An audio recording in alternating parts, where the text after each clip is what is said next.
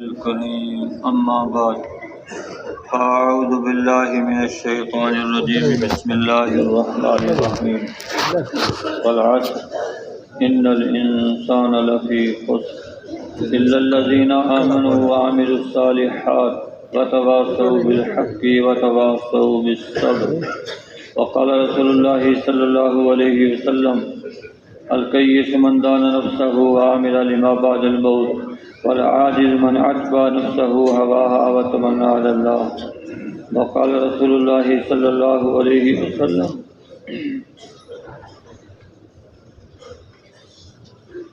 إنما الأعمال بالنيات وإنما لكل امرئ ما نوى ومن كانت هجرته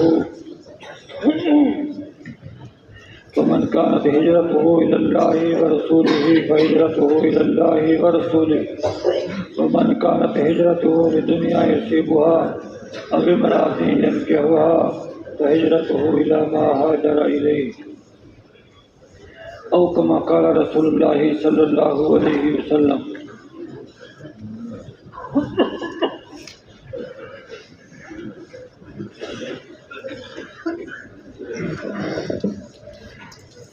میرے محترم بھائی اور بزرگوں، اللہ رب العزت نے ہمیں اس دنیا میں پیدا کیا ہے، بھیجا ہے۔ اس ساری کائنات کا مالک ایک اللہ ہے۔ کائنات کا ذرہ ذرہ اس کے حکم میں جکڑا ہوا ہے۔ اس سے نفع اور نقصان اللہ کے چاہنے سے ہے۔ اگر ساری دنیا کے انسان مل کے کسی کو نفع پہنچانا چاہیں، اللہ نے ارادہ نہ کیا ہو تو نفع نہیں پہنچ سکتا۔ اگر ساری دنیا کے انسان مل کے کسی کو نقصان پہنچانا چاہیں، اللہ نے ارادہ نہ کیا ہو تو نقصان نہیں پہنچ سکتا۔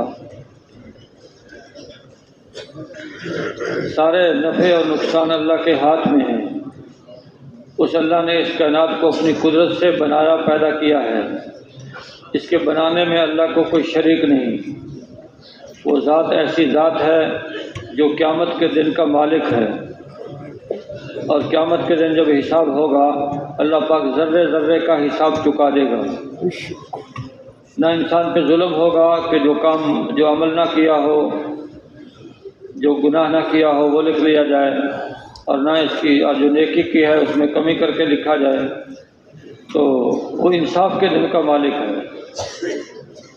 اس دن ہر ایک کو انصاف ملے گا، اور اللہ رب العزت کے چاہنے سے دنیا میں تبدیلیاں آ رہی ہیں۔ کسی کو مال مل رہا، کسی سے مال چھن رہا، کسی کو ملک مل رہا، کسی سے ملک چھن رہا، کسی کو عزت مل رہی، کسی کو ذلت مل رہی۔ زندہ سے مردہ کو نکالنے والا اللہ، اور مردہ سے زندہ کو نکالنے والا اللہ، اور بغیر حساب کے رزق دینے والا اللہ۔ اس اللہ پہ ہمارا ایمان ہے، وہ سب کچھ کرنے والا ہے۔ اس کے مقابلے میں کوئی نہیں آ سکتا، اس کے برابر کسی کی طاقت نہیں۔ اکیلا وہ سارا نظام چلا رہا ہے۔ اگر زمین و آسمان کے درمیان کئی الہ ہوتے تو زمین و آسمان کا نظام فاسد و خراب ہو جاتا۔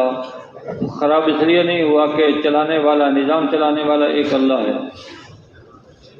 ایک اللہ ہے۔ دو ہوتے تو جھگڑا ہو جاتا، ایک کہتا میں نے بارش برسانی، دوسرا کہتا میں نے بارش نہیں برسانی۔ تو ایک اللہ ساری دنیا کا نظام چلا رہا ہے۔ یدبر الامر من السماء الى الارض، آسمان سے لے کے زمین تک سارے امور کی تدبیر اللہ کرتا ہے۔ جو اللہ کے امر میں دخل دے گا اللہ پاک اس کو ہلاک کر دے گا۔ ابرہہ نے چاہا کہ بیت اللہ کو ڈھا دے اور ڈھا کے اپنا ایک بیت اللہ بنا دے، لوگ اس کی عبادت کریں۔ لوگوں نے اس کو بڑا سمجھایا، لیکن اس کی بات سمجھ میں نہ آئی۔ لشکر لے کے چلا، 60,000 کا لشکر، اور بیت اللہ کے قریب پہنچ گیا۔ اپنے لشکر کو مرتب کیا اور حملہ کرنے کا ارادہ کیا، اور اب اپنا ایک قاصد بھیجا مکے کے سردار کے پاس۔ وہ آپ کے چچا عبد المطلب سے ملا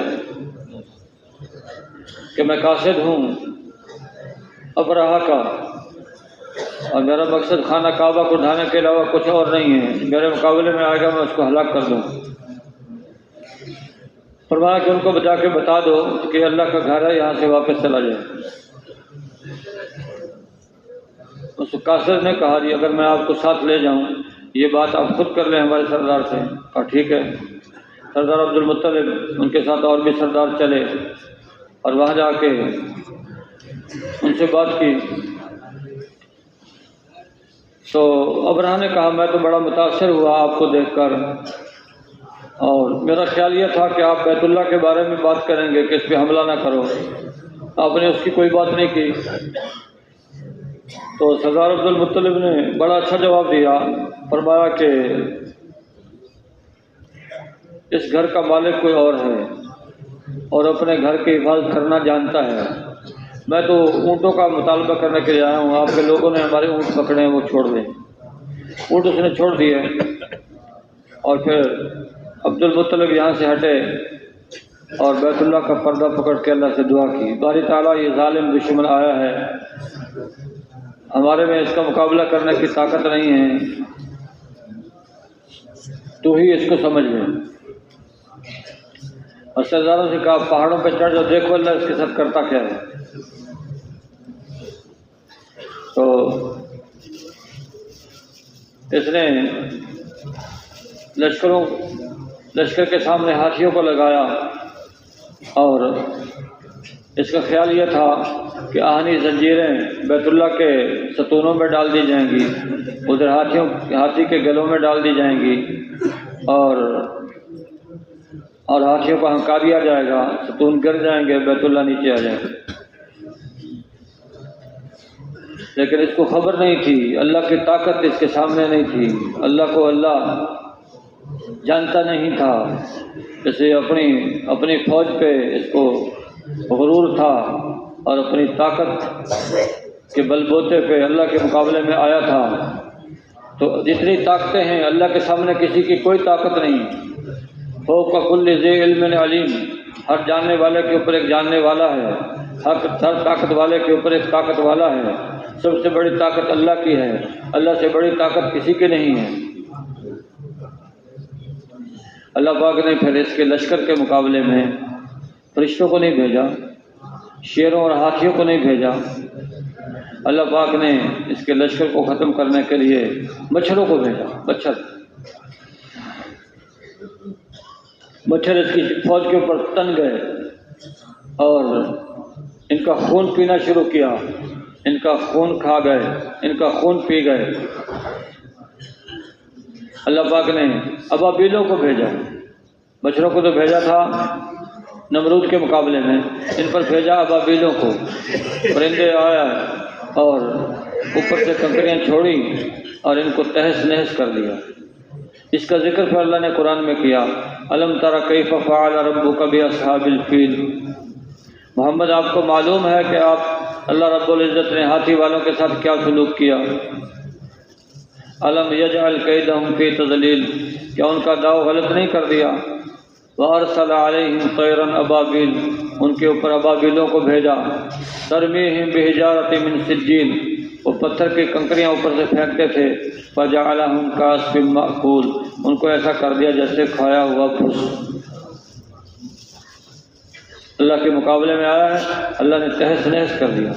ان 60,000 کی فوج تھی، ان میں سے بچا کوئی نہیں، سب مر گئے، کچھ بھگدڑ میں مر گئے اور کچھ واپس جاتے جاتے مر گئے، ایک دو بچ گئے، وہ پاگل ہو گئے۔ اور ابرہہ کو اللہ نے اس وقت نہیں مارا، پھر اس کے جوڑ گلانے شروع کی، ایک ایک جوڑ گلا ہے، جوڑ گلا کے اللہ نے مارا عذاب دے کے۔ اللہ نے اس کو عبرت بنا دیا، جو اللہ کے مقابلے میں آیا ہے اللہ نے یوں اس کو برباد کیا ہے، یوں اس کی نسل کو ختم کیا ہے۔ اللہ ہے، وہ مالک ہے، جو چاہتا ہے کرتا ہے۔ زمین سے غلہ اللہ ہی اگاتا ہے، مردہ زمین کو زندہ اللہ ہی کرتا ہے۔ کیسے گرد و غبار اڑ رہی ہوتی ہے، اللہ پاک بارش برسا کر اس مردہ زمین کو زندہ کر دیتا ہے، اس کے اندر گھاس اور ہریالی پیدا کر دیتا ہے۔ تو جیسے اللہ رب العزت مردہ زمین کو زندہ کرتا ہے، ایسے قیامت کے دن اللہ مردہ انسانوں کو زندہ کرے گا، مرنے کے بعد قبروں سے نکال دے گا۔ اور مکے والے کہتے تھے محمد صلی اللہ علیہ وسلم کو، اے محمد آپ جو کہتے ہیں کہ قیامت کے دن اٹھنا ہے، حساب و کتاب ہوگا، پھر جنت دوزخ ہے، جب ہم مر گئے، مٹی ہو گئے، ریزہ ریزہ ہو گئے، پھر دوبارہ کیسے اٹھا جائیں؟ قال من یحیی العظام وہی رمیم، کہ کون زندہ کرے گا دوبارہ جب کہ یہ زمین کے اندر مل گئے ہیں، مٹی مٹی ہو گئے ہیں، ذرہ ذرہ ہو گئے ہیں۔ اللہ پاک نے آپ علیہ السلام کو حکم دیا، قل یحییھا الذی انشأھا اول مرہ، محمد اس کو کہہ دے اس کو دوبارہ وہی پیدا کرے گا جس نے اس کو پہلی مرتبہ پیدا کیا۔ تو پہلی مرتبہ پیدا کرنا مشکل ہوتا ہے، ایک چیز کو پہلی دفعہ بنانا مشکل ہوتا ہے، دوبارہ آسان ہوتا ہے۔ اللہ پاک نے انسانوں کی زبان میں جواب دیا کہ جیسے آپ لوگوں کا تجربہ ہے، پہلی دفعہ کی چیز کو بنانا مشکل، دوبارہ آسان ہوتا ہے، تو اس کو دوبارہ وہی پیدا کرے گا جس نے پہلی مرتبہ پیدا کی۔ وہ بكل خلق علیم، اس کو ہر طرح کا پیدا کرنا آتا ہے، اس کو عدم سے وجود بخشنا بھی آتا ہے، اور بنانے کے بعد مٹا کے دوبارہ بنانا بھی اس کو آتا ہے۔ اللہ اللہ ہے، اللہ کی قوت اور اللہ کی قدرت پہ ہمارا ایمان ہے کہ وہ سب کچھ کر سکتا ہے، اس کے ہاتھ میں سب کچھ ہے، جو چاہتا ہے جب چاہتا ہے کرے، جس کو چاہتا ہے زندہ کرتا ہے، جس کو چاہتا ہے موت دیتا ہے۔ آدمی اپنی مرضی سے نہ زندہ رہ سکتا ہے نہ مر سکتا ہے۔ نمرود کے دور حکومت میں ایک ستارہ طلوع ہوا، بڑا روشن، سورج چاند کے قریب قریب اس کی روشنی تھی۔ اس سے نمرود گھبرایا، نجومیوں کاہنوں کو جمع کیا، پوچھا کیا بات ہے یہ؟ انہوں نے بتایا کہ ایک بچہ پیدا ہونے والا ہے اور فلاں دن وہ ماں کے پیٹ میں منتقل ہوگا۔ تو اب فرعون نے زور لگایا کہ وہ بچہ پیدا نہ ہو، ابھی بچہ پیدا نہ ہوا، تو نمرود زور لگا رہا کہ وہ بچہ پیدا نہ ہو۔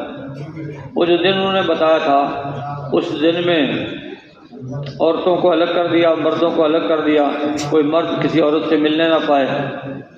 لیکن اللہ اللہ ہے، اس دنیا میں اللہ کا نظام چلتا ہے، اس دنیا میں وہ ہوگا جو اللہ چاہے گا، وہ نہیں ہوگا جو مخلوق چاہے گی، وہ نہیں ہوگا جو بادشاہ چاہیں گے۔ تو حضرت ابراہیم علیہ السلام پیدا ہو گئے، پیدا ہونے کے بعد بڑے ہو گئے، جوان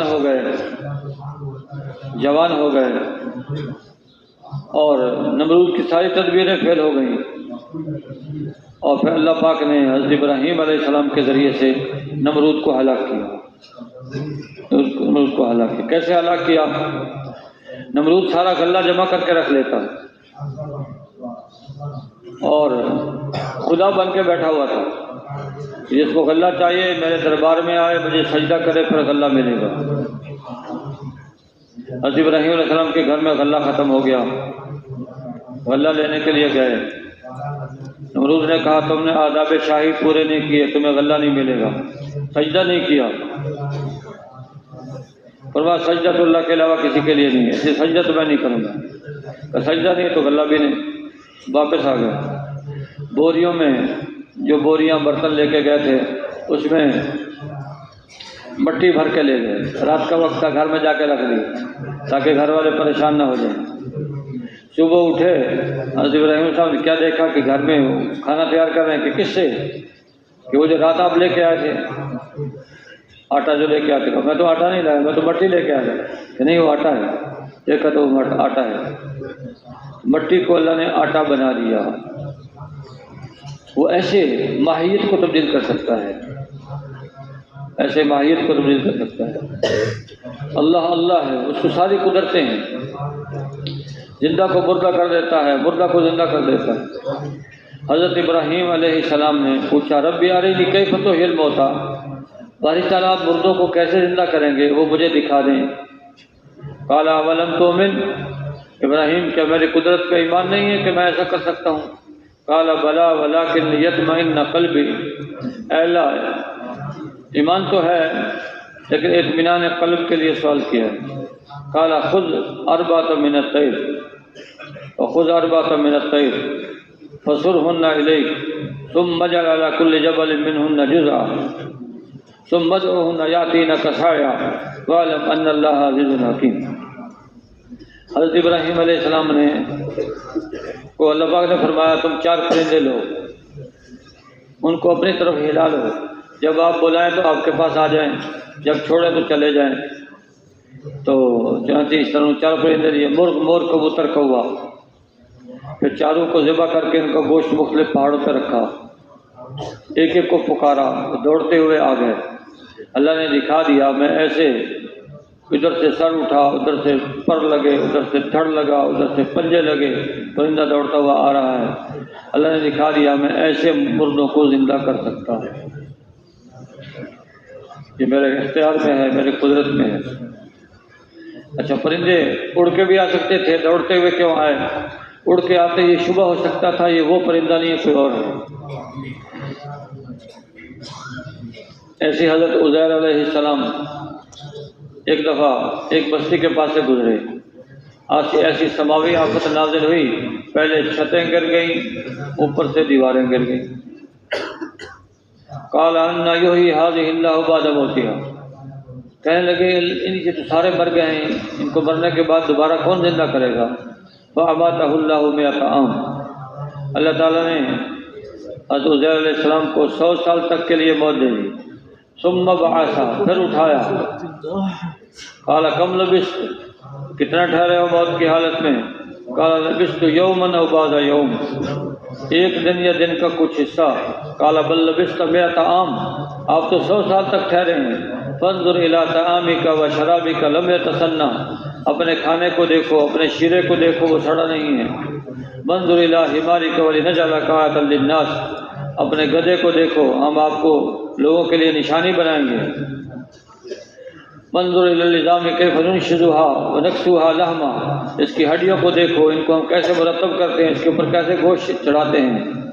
اللہ رب العزت نے اس مردہ گدھے کو جب ارادہ کیا زندہ کرنے کا تو زندہ کر دیا،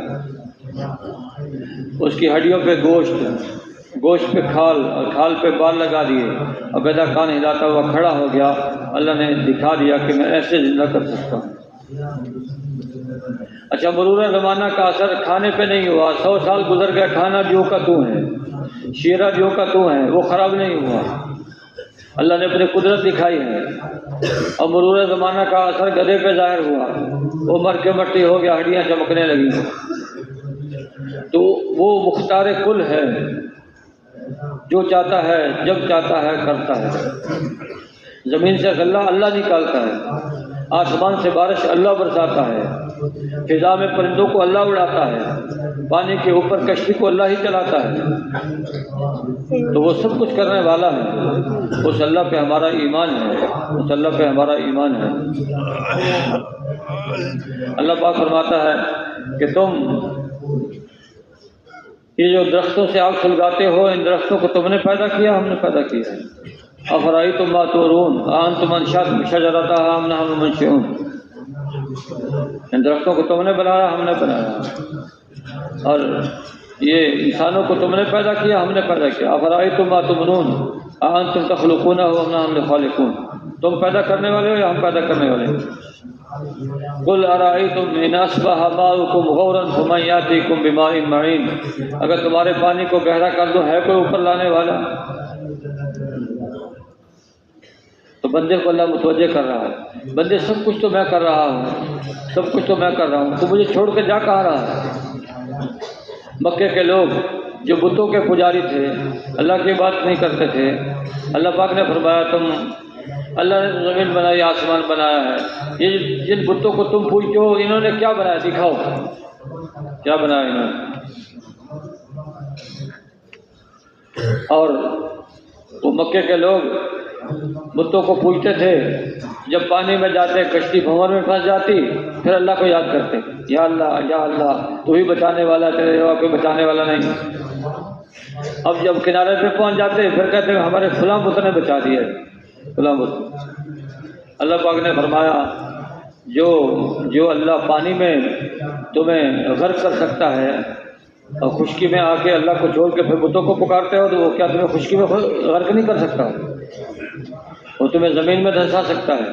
اس لیے اللہ کو مانو بھائیو، اللہ کا شکر ہے، اللہ کا لاکھ لاکھ شکر ہے جس نے ہمیں مسلمانوں کے گھر میں پیدا کیا اور لا الہ الا اللہ محمد رسول اللہ اس کی دولت سے ہمیں نوازا۔ اس میں اللہ کی الوہیت کا بیان ہے۔ الہ اس ذات کو کہتے ہیں جب انسان کو کوئی حاجت ضرورت پیش آئے اس کی پہلی توجہ جدھر جائے اس کا الہ ہے۔ تو لا الہ الا اللہ کا مطلب یہ ہے اللہ کے سوا کوئی الہ نہیں ہے، ان بتوں سے نہیں ہوتا، اللہ سے ہوتا ہے۔ بتوں کو چھوڑو، اللہ کو مانو۔ جب دعوت اپنے زور سے چلی، آپ علیہ السلام کے زمانے کا باطل بھی بڑا سخت تھا، لیکن جب دعوت زور سے چلی تو دعوت باطل کے پرخچوں کو اڑا دیتی، تو پھر بتوں سے آواز آئی۔ اب مسجد والوں کا زمانہ آ گیا، ہمارا زمانہ ختم ہو گیا۔ اب مسجد والوں کا زمانہ آ گیا، ہمارا زمانہ ختم ہو گیا۔ یہ یوں اللہ رب العزت نے دین کو دنیا میں عام کیا ہے، دین کو دنیا میں عام کیا۔ جب اللہ پاک نے اس کائنات کو آباد کیا حضرت آدم علیہ السلام کے ذریعے سے، ساری دنیا کو بھر دیا، اور پھر انسانوں کو سمجھانے کے لیے اللہ نے نبیوں کو بھیجا۔ حضرت ادریس علیہ السلام دنیا میں تشریف لائے اور لوگوں کو اللہ کی طرف دعوت دی، اللہ کی طرف بلایا، اور حضرت ادریس علیہ السلام کے ذریعے سے اللہ نے لوگوں کو لکھنا سکھایا، لکھائی وہاں سے شروع۔ حضرت نوح علیہ السلام کو اللہ پاک نے بھیجا، حضرت نوح علیہ السلام کے ذریعے سے اللہ نے لوگوں کو کشتی بنانا سکھایا، اس سے پہلے نہیں جانتے تھے، کشتی بنانا سکھایا۔ ایسے حضرت آدم علیہ السلام کے ذریعے زمین سے فائدہ حاصل کرنا سکھایا، زمیندارہ سکھایا۔ تو نبیوں کے ذریعے سے اللہ نے انسانوں کو زندگی گزارنا بتایا اور سکھایا۔ تو نبی جو ہے جو دین لے کے آئے وہ فطری دین ہے، آدمی کی فطرت یہ چاہتی ہے کہ اللہ کے احکامات کو پورا کر کے زندگی گزارے، اور اللہ کی نافرمانی کرنا یہ فطرت کے خلاف ہے، فطرت کے خلاف ہے۔ ہر بچہ فطرت اسلام پہ پیدا ہوتا ہے، پھر جیسا ماحول اس کو مہیا کیا جاتا ہے وہ ویسا بنتا ہے۔ اب اباہ یحودانی ہی او ینصرانی ہی او یمجسانی، ہر بچہ فطرت اسلام پہ پیدا ہوتا ہے، اس کے والدین سے اس کو یہودی بناتے ہیں، نصرانی بناتے ہیں، مجوسی بناتے ہیں۔ تو جیسا ماحول ویسا بچہ بنے گا۔ سفید کپڑا ہے، اس کو جیسے رنگ میں ڈبوئیں گے ویسا رنگ چڑھ جائے گا،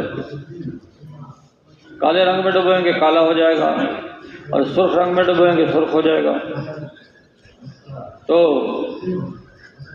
نبیوں نے آ کے لوگوں کے دلوں پر محنت کی اور اللہ کی طرف لوگوں کو بلایا، ان کو نعمتیں دی اور ان سے نعمتیں چھینی اور ان کو دکھا دیا احکامات پورا کرو گے تو یہ نعمتیں آپ کے پاس باقی رہیں گی، احکامات کو اگر نہیں پورا کرو گے تو یہ نعمتیں آپ سے چھین جائیں گی۔ قوم سبا یہ یمن میں گزری ہے یہ قوم، اور اللہ پاک نے ان کو سلیقہ دیا تھا، یہ بڑے بڑے ڈیم بناتے تھے، اور ایک بڑا ڈیم انہوں نے بنایا اور ڈیم کے سامنے ایک بڑا تالاب بنایا اور تالاب میں سے پھر نہریں نکالی اور ڈیم کے 3 دروازے بنائے، اوپر کا دروازہ، درمیانی دروازہ، نیچے کا دروازہ۔ تھوڑا پانی چاہیے ہوتا اوپر کا دروازہ کھولتے، اس سے زیادہ چاہیے ہوتے درمیان والا، اس سے زیادہ پانی چاہیے تو نیچے والا دروازہ کھولتے۔ اور ان کو انہوں نے 2 باغ دیے تھے، بڑے مزیدار پھل تھے ان کے، اور بڑی صاف ستھری فضا تھی، اور منزلیں بیچ میں بنی ہوئی تھی۔ صبح ایک مسافر چلتا دوپہر تک ایسی جگہ پہ پہنچ جاتا، ایک منزل پر پہنچ جاتا، وہاں اس کے لیے کھانے کا انتظام، سونے کا، قیلولے کا انتظام ہوتا، اور پھر دوپہر کو قیلولہ کر کے چلتا اور شام ہونے سے پہلے اگلی منزل پہ پہنچ جاتا، اور راستہ کے پھلدار درخت، اگر کھانا وانا ساتھ نہیں ہے تو پھلوں سے گزارا کر لیتا۔ اور ایسی صاف ستھری فضا تھی، نہ سانپ نہ بچھو، نہ مکھی نہ مچھر، لیکن اللہ کی نافرمانی شروع کر دی، اللہ کی نافرمانی شروع کر دی۔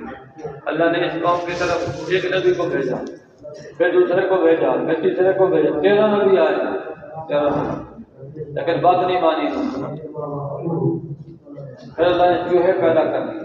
ان کی کتابوں میں لکھا تھا اس قوم کے اوپر جب زوال آئے گا تو چوہوں کے ذریعے سے آئے گا. چوہے پیدا کر دیے.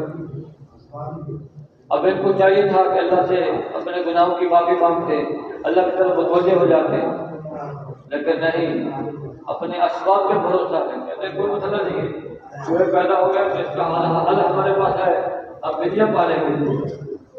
بلیاں پالی اور جہاں چوہے نکلتے تھے وہاں ایک بلی باندھ دی. لیکن اللہ کے ارادے کو کوئی بدل نہیں سکتا. اللہ کی چاہت کو کوئی تبدیل نہیں کر سکتا. اللہ نے تو چوہوں کے ذریعے سے اس قوم کو ہلاک کرنے کا ارادہ کیا. اس قوم نے تدبیر کی, اللہ کے احکامات پورا کرنے پہ نہیں آئے, بلوں پہ بھروسہ کیا تو اللہ نے چوہوں کو بلیوں پر غالب کر دیا. وہ بلیاں ڈرتی تھیں. یہ چوہے پھر داخل ہوئے ان کے بند کے اندر, اس میں سوراخ کیے اور اس کی دیواریں ٹوٹ گئی اور پانی سارا نکل کے باہر آ گیا. اور اللہ نے ان کے درختوں کو برباد کر دیا, ان کے باغات کو اجاڑ دیا اور کڑوے کسیلے میووں والے درخت پیدا کر دیے. اللہ نے دکھا دیا جب تک مانتے رہے تو اللہ نے ان کو نعمتیں دی, اور جب نافرمانی پہ آئے اور نافرمانی کی مقدار ہوتی ہے, اللہ کی پکڑ فوراً نہیں آتی. آدمی نافرمانی کرنا شروع کرتا ہے, کرتا رہتا ہے. جو مقدار اللہ کے یہاں مطلوب ہے, جب اس مقدار تک وہ نافرمانیاں پہنچ جاتی ہیں تو اللہ کی پکڑ آ جاتی ہے. ایک دم نہیں پکڑ. ایسے بنی اسرائیل, ان کی طرف اللہ نے ہزاروں نبی بھیجے, ہزاروں نبی. تو ان کو منع کیا کہ تم شکار کرتے ہو, شکار کرو, لیکن ہفتے کے دن شکار نہ کیا کرو. ایک دن منع کیا شکار سے, تو وہ ہفتے کے دن بھی شکار کرتے تھے. ہیلا کرتے تھے اللہ کے ساتھ, ہیلا. ہر طرح کے ہیلے جائز نہیں. کیا ہیلا کرتے تھے؟ اللہ کی شان, ہفتے کے دن مچھلیاں پانی پہ زیادہ آتی تھی. انہوں نے دریاؤں سمندروں کے کنارے بڑے بڑے گڑھے کھود لیے. جب ہفتے کا دن آتا, مچھلیاں اوپر آتی تو ادھر سے پانی کھول دیتے, گڑھوں میں بھر جاتا, مچھلیاں بھی ساتھ آ جاتی. پھر ادھر سے پانی کے بہاؤ اس سوراخ کو بند کر دیتے. تو اب اگلے دن ہفتے کے بعد اتوار کو پکڑ لیتے مچھلی. لوگوں نے ان کو منع کیا, دیکھو تم اللہ کے ساتھ داؤ لگا رہے ہو, اللہ کے ساتھ ہیلا کر رہے ہو, یہ ہیلا ٹھیک نہیں, مت کرو ہیلا. انہوں نے کہا نہیں, ہم تو حکم پورا کر رہے ہیں, ہم نے ہفتے کے دن تو نہیں پکڑا. بات نہ مانی تو جو منع کرنے والے تھے ان کو منع کرتے رہے, یہ پکڑنے والے پکڑتے رہے, وہ منع کرتے رہے, یہ بات نہ آئے تو یہ خود ہی الگ ہو گئی بستی میں. ایک طرف وہ ہو گئے جو ماننے والے تھے, دوسری طرف وہ ہو گئے جو نہ ماننے والے تھے, بیچ میں دیوار کھینچ دی. ایک دن اٹھے ہیں وہ جو ماننے والے تھے, دیکھا دیوار کی پرلی طرف کوئی آواز نہیں, سناٹا ہے. ادھر جا کے دیکھا تو وہ تو انسان ہی نہیں ہے وہاں, وہ کچھ بندر بن گئے, کچھ خنزیر بن گئے. اللہ کی نافرمانی کی, اللہ نے یہ دنیا میں ان کو دکھا دی. دنیا میں کچھ بندر بن گئے, کچھ خنزیر بن گئے. ہیلا, اللہ کے حکم کے ساتھ مذاق. اللہ کی ذات بڑی عظیم ذات ہے. آدمی گناہ کو گناہ سمجھ کے کرتا رہے, پکڑ نہیں آتی. لیکن جب گناہ کو گناہ بھی کرے اور ساتھ اللہ کے ساتھ مذاق بھی کرے تو پھر اللہ کی پکڑ ایسے آ جاتی. اور یہ ہیلے اللہ کو پسند نہیں, اس طرح کے ہیلے. ایک قاضی تھا, قاضی, اس کے پاس مال تھا. تو جب زکوٰۃ سال پورا ہونے پہ جب زکوٰۃ اس پہ فرض ہونے لگتی تو وہ سارا مال اپنی بیوی کو ہدیہ کر دیتے. بیوی کو ہدیہ کر دیتے. اب سال بیوی کے پاس گزر گیا, مال کا جب سال پورا ہونے لگا تو اس نے سارا مال خامد قاضی کو ہدیہ کر دیا. کہ نہ سال میرے پاس گزرا ہے اسے زکوٰۃ واجب نہیں ہوئی، سال بیوی کے مال پر بھی نہیں گزرا پھر زکوٰۃ واجب، یوں ہیلا کر کے اپنا مال بچاتے تھے۔ ہیلا، اللہ کے ساتھ ہیلے کر رہے ہیں۔ اللہ نے ایمان سلب کر لیا، قاضی صاحب ایمان سلب کر لیا۔ اب یہ مال کس کام کا ہے؟ ایمان گیا۔ اللہ اللہ ہے، اللہ کو ماننا ہے، اللہ کی اس طرح سے اطاعت کرنی ہے جیسے نبیوں نے بتلایا ہے، نبیوں نے بتلایا۔ تو بھائیو، سب سے آخر میں سید الانبیاء حضرت محمد مصطفیٰ صلی اللہ علیہ وسلم تشریف لائے۔ آپ نے بھی لوگوں کو اللہ کی طرف دعوت دی، اللہ کی طرف دعوت دی۔ جنہوں نے اللہ کے نبی کی بات کو مانا ہے، اللہ نے عزت کی چوٹیوں پر پہنچایا، اور جنہوں نے بات نہیں مانی تو پھر ذلیل و خوار ہوئے، ذلیل و خوار۔ ابو لہب آپ کا سگا چچا ہے، لیکن نبی کی بات نہیں مانی۔ اللہ نے کیسے ذلیل کیا ہے، کیسے ذلیل کیا ہے۔ اللہ نے اس کو بیماری لگا دی، ایسی بیماری لگائی کہ اس کے قریب نہیں جاتا تھا، مر گیا۔ مرنے کے بعد بھی 3 دن تک اس کی لاش پڑی رہی، کوئی قریب نہیں جاتا تھا۔ پھر بیٹوں کو آر آئی کہ لوگ کیا کہیں گے، مزدوروں کو پیسے دیے کہ یہیں گڑھا کھود کے اس کو نیچے ڈال دو، اوپر سے پتھر ڈال دو، اور تو دور ہو۔ جب لوگ اس کو کہتے تو نبی کی مخالفت کرتا ہے، تیرے ساتھ کیا ہوگا؟ اس نے کہا میرے ساتھ کیا ہوگا، میرے پاس مال بہت ہے، میرے پاس اولاد بہت ہے، میں مال دے کے چھوٹ جاؤں گا، میں اولاد دے کے چھوٹ جاؤں گا۔ لیکن اللہ پاک نے فرما دیا ما اغنى عنہ مالہ وما کسب، اس کا مال اور اس کی اولاد اس کے کام نہ آئے۔ جب اللہ نے پکڑا کچھ بھی کام نہ آیا۔ اور ابو لہب کی بیوی ام جمیل، وہ بھی اللہ کے نبی کی پکی دشمن، اپنے سر پر گٹھا اٹھا کے لاتی اور اللہ کے نبی کے راستے میں کانٹے بچھاتی، کانٹے، کیسی سخت عورت تھی، نبی کے راستے میں کانٹے۔ اللہ نے اس کا بھی ایسے حشر کیا۔ ایک دفعہ سر پہ گٹھا اٹھا کے لا رہی تھی اور ایک رسی ٹھوڑی کے نیچے سے گزاری گئی، ٹھوڑی کے نیچے سے، کہیں گٹھا پیچھے کو ڈھلک نہ جائے، پیچھے کو گر نہ جائے۔ تو آتے آتے یا تو اس کو ٹھوکر لگی اور یا سستانے کے لیے بیٹھی، اور بیٹھ کے جب اٹھنے لگی تو گٹھا پیچھے کو ڈھلک گیا، گلے میں پھانسی آ گئی، وہی مر گئی، وہی مر گئی۔ اس کو اللہ نے بیان کیا تبت یدا ابی لہب وتب، ہاتھ ہلاک ہو جیو دونوں ابی لہب کے، اور وہ خود بھی ہلاک ہو گیا۔ حالانکہ ابھی ہلاک نہیں ہوا، ہلاک ہونے سے پہلے اللہ فرما رہا ہلاک ہو گیا۔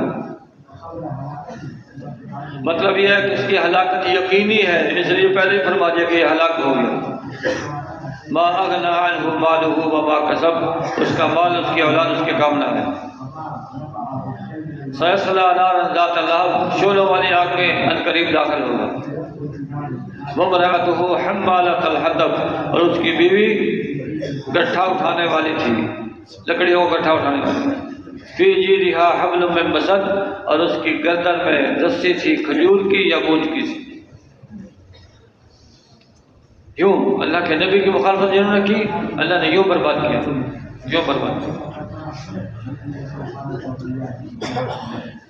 ابو جہل مکے کا سردار ہے، اللہ کے نبی کی مخالفت کی ہے، تو پھر غزوہ بدر میں مارا گیا۔ جب اس کی گردن کاٹنے لگے، کہا نیچے سے گردن کاٹنا تاکہ معلوم ہو کہ سردار کی گردن۔ آپ علیہ السلام نے ارشاد فرمایا میری امت کا فرعون حضرت موسیٰ علیہ السلام کے فرعون سے زیادہ سخت تھا، کیونکہ حضرت موسیٰ علیہ السلام کی امت کا فرعون مرتے وقت ایمان لایا تھا، اب میں ایمان لے آیا، جب مرنے لگا تو کہا ایمان لاتا ہوں۔ لیکن میری امت کا فرعون وہ تو مرتے وقت بھی ایمان نہیں لایا، تکبر کر رہا کہ میری گردن نیچے سے کاٹنا کہ سردار کے گردن پر۔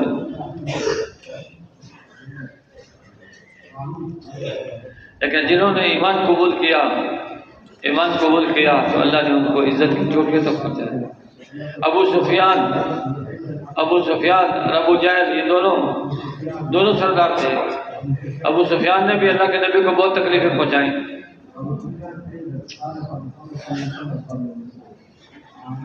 تو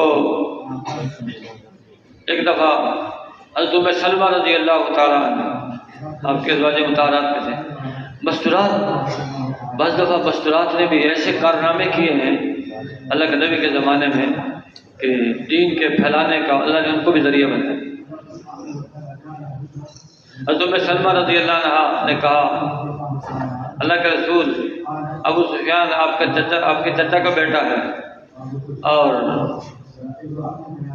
یہ دوسرا آپ کا سسرالی رشتہ دار میرا بھائی ہے، یہ دونوں آپ کے پاس آنا چاہتے ہیں اسلام قبول کرنے کے لیے، آپ ان کو اجازت دیں۔ اللہ کے نبی نے فرمایا مجھے کوئی ضرورت نہیں ہے، مجھے ان کی کوئی ضرورت نہیں ہے، میرے چچا زاد بھائی نے میری ہجو کی ہے، اور آپ کے بھائی نے مکے میں مجھے بہت سخت باتیں کہی، مجھے ان کی کوئی ضرورت نہیں ہے، میں نہیں اجازت دوں گا ان کی کہ میرے پاس آئے۔ کیسے اللہ کے نبی کا دل دکھایا ہے۔ ابو سفیان نے کہا پیغام بھیجا اگر آپ مجھے اجازت نہیں دیں گے یہ میں اپنے چھوٹے بیٹے کا بازو پکڑ کے جنگل میں نکل جاؤں گا، بھوکا پیاسا مر جاؤں گا، ورنہ اجازت دے دیں۔ اس پہ اللہ کے نبی کو ترس آیا، پھر اجازت دے دی۔ ان کا ایمان اللہ کے نبی نے قبول کر لیا۔ تو اللہ کے نبی رحمت للعالمین ہیں، سارے جہان کے لیے رحمت ہے، عالمین کے لیے رحمت ہے، عالمین کے لیے۔ ایک دفعہ ایک صحابی دیکھا اللہ کے نبی تشریف لے جا رہے ہیں، ملنے کے لیے آگے بڑھے، جا رہے تھے تو درختوں کے پاس سے گزرے تو وہاں پرندوں کے بولنے کی آواز آ رہی تھی۔ اندر درختوں کے اندر جا کے دیکھا ایک پرندے کے بچے ہیں، انہوں نے شور مچایا ہوا ہے، تو اس نے وہ پرندے کے بچے پکڑ لیے، پکڑ کے اپنی چادر میں رکھ لیے، اوپر سے چادر کا پلو دے دیا اور لے کے آ رہے تھے۔ تو چڑیا نے دیکھا میرے بچوں کو لے کے جا رہا تو وہ سر پہ منڈلانے لگی،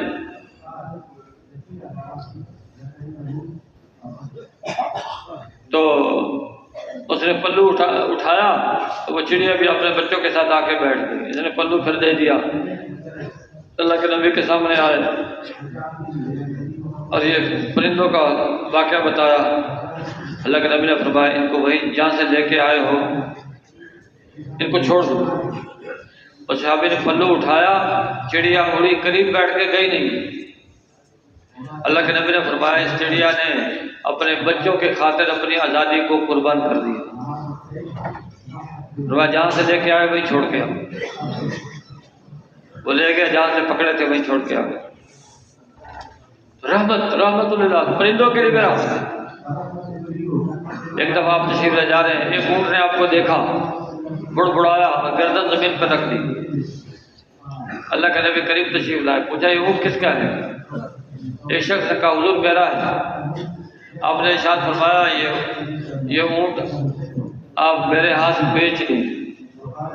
کہا حضور بیچتا تو نہیں ہوں، میرے پاس کمائی کا یہی ذریعہ ہے، البتہ آپ کو ہدیے میں دے دیتا ہوں۔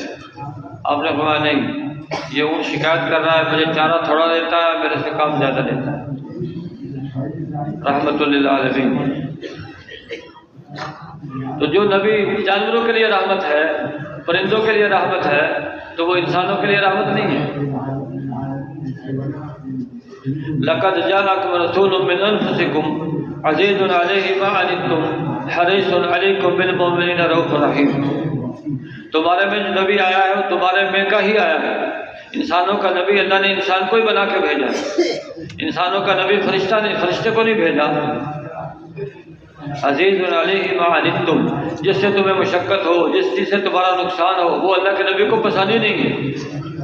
جو اللہ کے نبی کے اتباع میں زندگی گزارے گا اس کا کوئی نقصان نہیں ہوگا۔ عزیز علیہ ما عنتم، بھاری ہے، گراں ہے نبی پر وہ بات جس سے امت کا نقصان ہو۔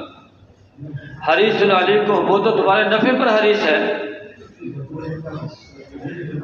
اور خاص طور پہ مسلمانوں کے نفع پر۔ بالمؤمنین رؤوف رحیم، ایمان والوں پر تو وہ رؤوف رحیم ہے۔ اللہ کے نبی جو زندگی لے کے آئے ہیں اس زندگی میں ہمارا دنیا آخرت کا نفع ہے، دنیا آخرت کا نفع۔ حضرت ابوبکر صدیق رضی اللہ تعالیٰ عنہ مکے کے معزز انسانوں میں شمار ہوتے تھے، لیکن جب اللہ کے نبی کے ہاتھ میں ہاتھ دیا، اللہ کے نبی کے اتباع کی، پھر اللہ نے کیسی شہرت کا، اتنی شہرت پہلے نہیں تھی جو اللہ کے نبی کی اطاعت سے اللہ نے شہرت دی۔ حضرت عمر رضی اللہ عنہ بہادر تو پہلے بھی تھے، لیکن اتنے بہادر نہیں تھے جتنے اسلام میں داخل ہونے کے بعد۔ حضرت عثمان رضی اللہ عنہ غنی تو پہلے بھی تھے، تو کیسے اللہ نے ان کے مال کے ذریعے سے اسلام کو فائدہ پہنچایا۔ تو حضرت علی رضی اللہ تعالی عنہ، یہ خلفائے اربع، ان کے ذریعے سے انہوں نے اسلام کو قبول کیا، تو اللہ پاک نے پھر کیسے ان سے کام لیا، کیسے اللہ نے ان سے کام لیا۔ تو آپ علیہ السلام کی دعوت عام تھی۔ شروع میں تو اللہ کے نبی نے چپکے دعوت دی، چپکے دعوت دی، 3 سال تک چپکے دعوت دی۔ حضرت علی رضی اللہ عنہ کو دعوت دی، کیونکہ آپ نے حضرت علی رضی اللہ عنہ کو ابو طالب سے بات کر کے لے لیا تھا کہ علی کو میں لے لیتا ہوں، میں پال دیتا ہوں، آپ کا خاندان بڑا ہے۔ ایک دن اللہ کے نبی نے دعوت دی، حضرت علی رضی اللہ عنہ کہنے لگے کہ نہیں، یہ بات میں اپنے ابا سے مشورہ کیے بغیر اس کا کوئی فیصلہ نہیں کروں کہ میں نے اسلام قبول کرنا ہے یا نہیں۔ آپ نے ارشاد فرمایا نہیں، میرا یہ راز کی بات ہے، ابا سے مشورہ کرنے کی اجازت نہیں، اسلام قبول کرنا ہے تو کرو، نہیں کرنا تو نہ کرو، لیکن ابا سے مشورہ کرنے کی اجازت نہیں۔ ٹھیک ہے اللہ کا رسول۔ رات کو سوئے، صبح اٹھے، آگے اللہ کے رسول میں نے مجھے کلمہ پڑھا دیا۔ پھر آپ اور حضرت علی رضی اللہ عنہ ایک دفعہ چپکے نماز پڑھ رہے تھے،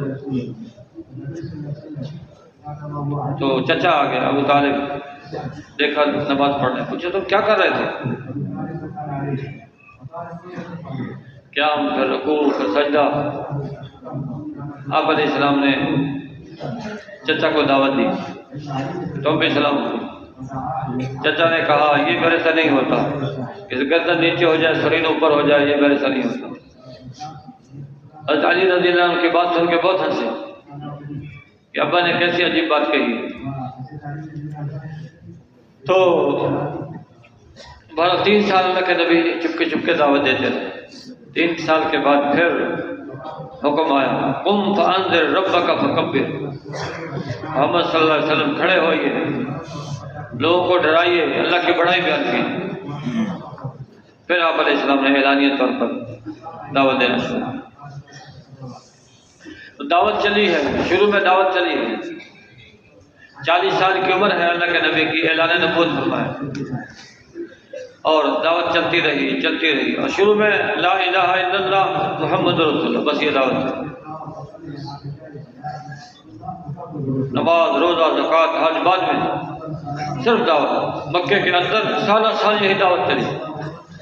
اللہ کے نبی تشریف لے جاتے، یا ایھا الناس قولوا لا الہ الا اللہ تفلحوا، اے لوگو لا الہ الا اللہ کہہ لو، کامیاب ہو جاؤ۔ مکے والے کہتے تھے محمد سارے الہوں کو چھوڑ دیں، سارے بتوں کو چھوڑ دیں، ایک اللہ کو مان لیں۔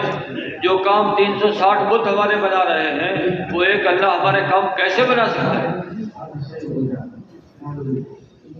لیکن اللہ کے نبی کی دعوت رواں دواں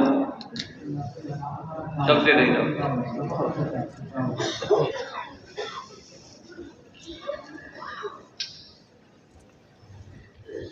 تو آپ کی دعوت، آپ کی 2 بیٹیاں تھیں، ابو لہب کے 2 بیٹوں کے ساتھ ان کا نکاح کیا تھا، ابھی رخصتی نہیں ہوئی تھی، لیکن آپ کی دعوت کو سن کے چچا نے مخالفت کی، اور ہر درجے کی مخالفت کی۔ آپ علیہ السلام دعوت دینے کے لیے لوگوں کے پاس جاتے تھے، چچا پیچھے سے پتھر مارتے تھے۔ جیسے طائف کے میدان میں آپ کی پنڈلیاں لہولہان ہوئی ہیں، ایسے چچا ابو لہب نے بھی آپ کو پتھر مار کے اپنی پنڈلیوں کو لہولہان کیا ہے، اور اپنے بیٹوں کو کہا محمد کی دونوں بیٹیوں کو طلاق دیں، دونوں بیٹیوں۔ تو بیٹوں نے عتبہ عتیبہ دونوں نے اللہ کے نبی کی دونوں بیٹیوں کو طلاق دیا۔ کس لیے کہ تم یہ لا الہ الا اللہ محمد رسول اللہ کی دعوت کیوں دیتے ہو؟ بس اللہ کے نبی نے برداشت کیا۔ آپ کی تیسری بیٹی کا نکاح ابو العاص سے تھا۔ یہ حضرت خدیجہ رضی اللہ تعالی عنہ کا بھانجا تھا اور حضرت خدیجہ نے کہہ کے نکاح کروایا تھا۔ یہ بھی اسلام میں داخل نہیں ہوا ابھی تک، تو وہ اہل مکہ نے اس کو بھی اکسایا کہ تم بھی محمد کی بیٹی کو طلاق دے۔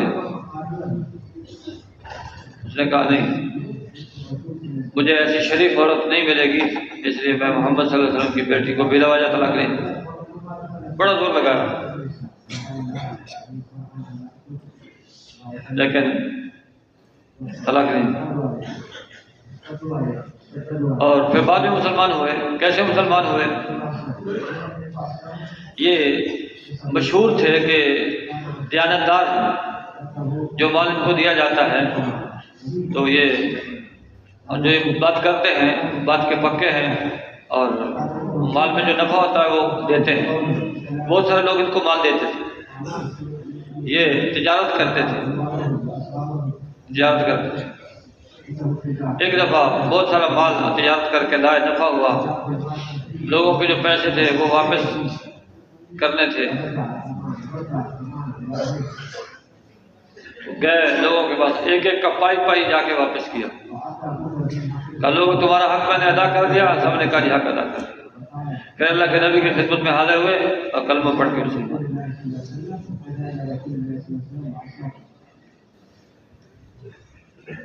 تو آپ علیہ السلام نے اس دعوت کے لیے بہت قربانی دی، بہت قربانی۔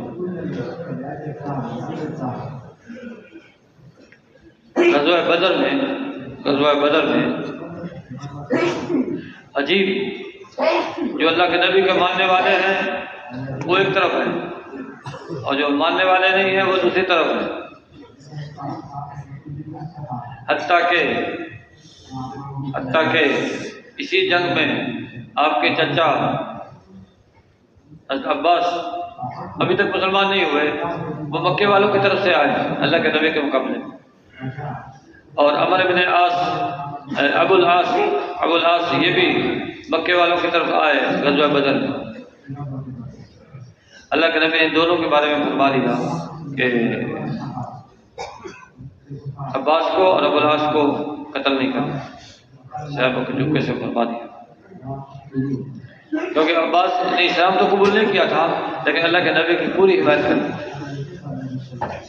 پوری حمایت۔ جب قید ہو کے آئے، حضرت عباس کو قید کرنے والے ایک چھوٹے سے صحابی تھے، جو قید کر کے لائے، حضرت عباس کو شرم آئی، ان کو لمبا کر مضبوط جسم، کہا اللہ کے رسول اس شخص نے مجھے قید نہیں کیا، مجھ سے بھی لمبا شخص تھا، اس نے مجھے قید کر کے اپنے ہاتھ میں لے لیا۔ وہ صحابی کہنے لگے نہیں اللہ کے رسول میں نے قید کیا، اس کو میں نے پکڑا ہے۔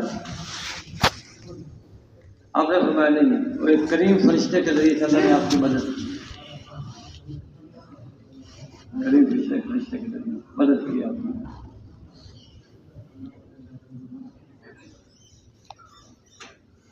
اور جب بدر کے 70 قیدی آئے، ان کی مشقیں باندھی ہوئی تھی اور رات کو کرا رہے تھے، ان کے کرانے کی آوازیں آئی کیونکہ مشقیں کس کے باندھی ہوئی تھی۔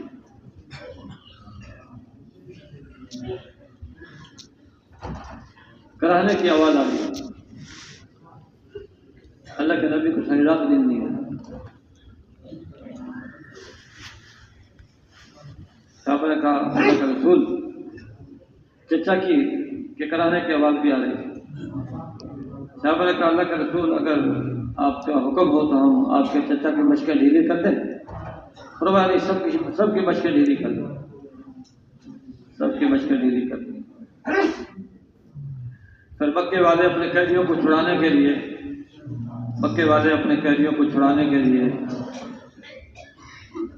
فدیہ پیش کرنے لگے۔ جو قیدی آئے قید ہو کر، اللہ کے نبی نے صحابہ سے مشورہ کیا کیا کرنا ہے ان کا۔ آخر میں یہ فیصلہ ہوا کہ ان سے فدیہ لے دیا جائے، فدیہ دے کے چھوڑ دیا۔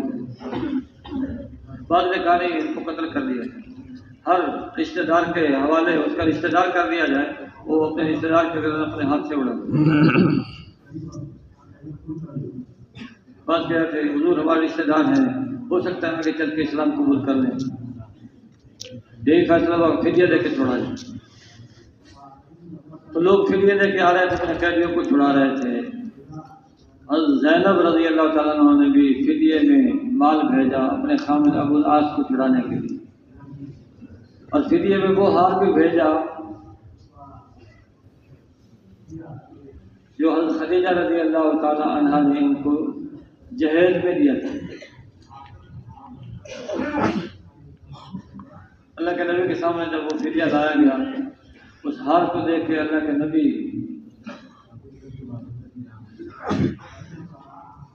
کے سامنے حضرت خدیجہ کی یاد تازہ ہو گئی، اور صحابہ سے فرمایا تم جانتے ہو اس قیدی کو میرے ساتھ کیا تعلق ہے، اگر تم اس قیدی کو بغیر فدیے کے ہی چھوڑ دو۔ صحابہ نے کہا اللہ کا رسول، صحابہ کی گردن جھکی، اللہ کا رسول جیسے آپ فرمایا ویسے کرا، ان کا فدیہ واپس کر دیا، پھر ان کے قیدی کو ویسے چھوڑ دیا۔ پھر ابو العاص بعد میں جا کے مسلمان رضی اللہ تعالیٰ، اور حضرت عباس رضی اللہ عنہ وہ بھی پھر مسلمان ہو گئے۔ حضرت عباس رضی اللہ کے ذریعے سے پھر ابو سفیان جو ہے اسلام میں داخل ہوئے۔ ایسے اللہ کے نبی دعوت دے رہے ہیں، یہ تکلیف اٹھا رہے ہیں۔ بھائی یہ دعوت کا کام ہمارے بھی ذمہ ہے، لیکن جو تکلیف اللہ کے نبی پہ آئے ہیں، نبی پہ آئی ہیں، یہ تکلیفیں ہمارے اوپر نہیں آئیں۔ دعوت زندہ ہوگی تو لوگوں کے دلوں میں احکامات کے قبول کرنے کی استعداد پیدا ہوگی۔ اس لیے نماز پہلے نہیں پڑھنی، پہلے دعوت چلی جائے۔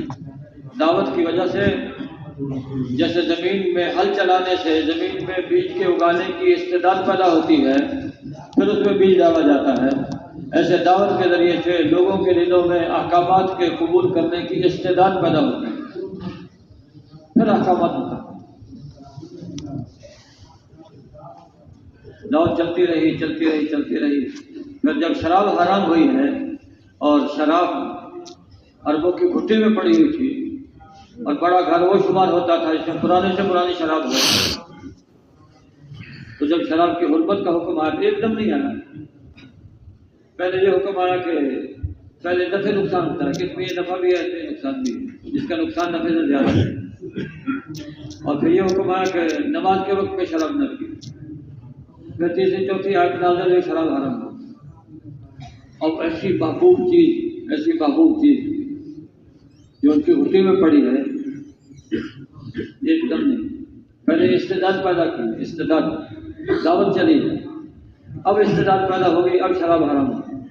تو جب شراب حرام ہوئی ہے، اللہ کے نبی نے فرمایا کہ فلاں مقام پہ جس کے پاس شراب ہو فلاں مقام پہ لا کے جمع کر دو، جس کے پاس زیادہ تھی انہوں نے وہاں جا کے جمع کر دی، جس کے پاس تھوڑی تھی انہوں نے بٹ کے وہی توڑ دی۔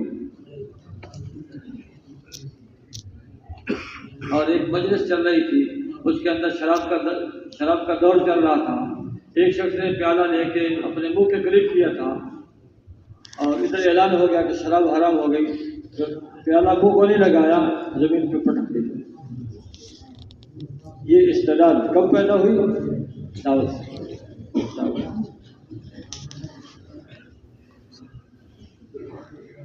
جب شراب حرام ہوئی تو مدینے کی گلیوں میں شراب کا سیلاب آ گیا، محبوب چیز ایسے بہی جا رہی، اب استعداد پیدا ہو چکی ہے، استعداد پیدا ہوئی۔ صحابہ فرماتے ہیں کہ جب بارش آتی تھی تو بارش کے پانی میں شراب کا رنگ ہوتا تھا، کتنی شراب بہی ہے، اور جب بارش آتی تھی تو مدینے کی گلیوں میں شراب کی بو آتی تھی، لیکن ایسی محبوب چیز چھوڑی ہے جب استعداد پیدا ہوئی۔ ایک شراب کا تاجر ہے، اپنی ساری پونجی سے شراب خرید کے لایا اور پانی کا جہاز رکھ کے لایا، وہاں سے اتار کے پہاڑ پہ رکھ دی۔ ان کو خبر مل گئی کہ شراب حرام ہو گئی، اللہ کے نبی کے پاس آ گئے، اللہ کے رسول میں تو شراب کا تاجر ہوں، شراب خرید کے لایا ہوں، میرے لیے کیا حکم ہے؟ فرمایا تمہارے لیے بھی وہی حکم ہے، اور مشکلوں کو پھاڑ دو اور شراب کو بہا دو۔ اس نے ساری شراب جا کے بہا دی۔ یہ ہے استعداد، یوں استعداد پیدا ہوئی۔ تو دعوت کے ذریعے سے استعداد پر دعوت چلی ہے، پھر کئی سالوں کے بعد نماز فرض ہوئی جاتی ہے۔ پھر ایسا ماحول بنا نماز کا کہ منافق بھی جماعت کی نماز نہیں چھوڑ سکتے، ایسا ماحول بنا۔ تو بھائی ہم بھی جہاں جائیں گے ماحول بنا دیں گے، ماحول جیسے اللہ کے نبی نے ماحول بنایا۔ 50 نمازوں سے 5 نمازیں رہ گئی، شروع میں 50۔ اللہ کے نبی نے فرمایا، بار بار اللہ کی خدمت میں جا کے عرض کیا، تو جب 5 رہ گئی تو اللہ پاک نے فرما دیا کہ تیری امت 5 نمازیں پڑھے گی، 50 کا ثواب ملے گا۔ نماز میں دنیا کے فائدے میں بے شمار ہے، لیکن اصل تو اللہ کا حکم ہے، اللہ کا حکم ہے۔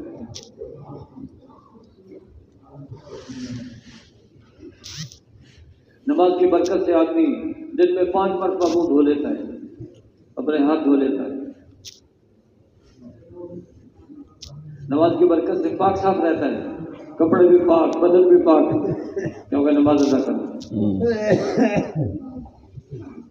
اسلام پاکیزہ مذہب ہے، پاکیزہ مذہب ہے۔ اللہ کے احکامات یہ نعمت ہے، نعمت ہے، دنیا آخرت کا نفع ہے، دنیا آخرت کا نفع ہے۔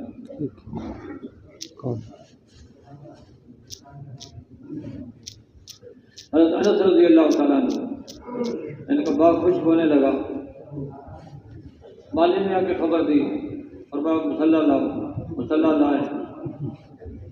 مصلی بچھا کے نماز پڑھنا شروع کی، فرمایا دیکھو باہر بادل آیا ہے، دیکھا جی کوئی بادل نہیں، اچھا پڑھتے رہے، نماز پڑھتے رہے، اللہ سے مانگتے رہے، بادل آیا، پھیل گیا، بارش برسی، زمین سیراب ہو گئی، باغ سیراب ہو گیا، اور خادم نے آ کے بتا دیا کہ حضرت بس کریں، ہم بارش برس گئی اور زمین سیراب ہوئی۔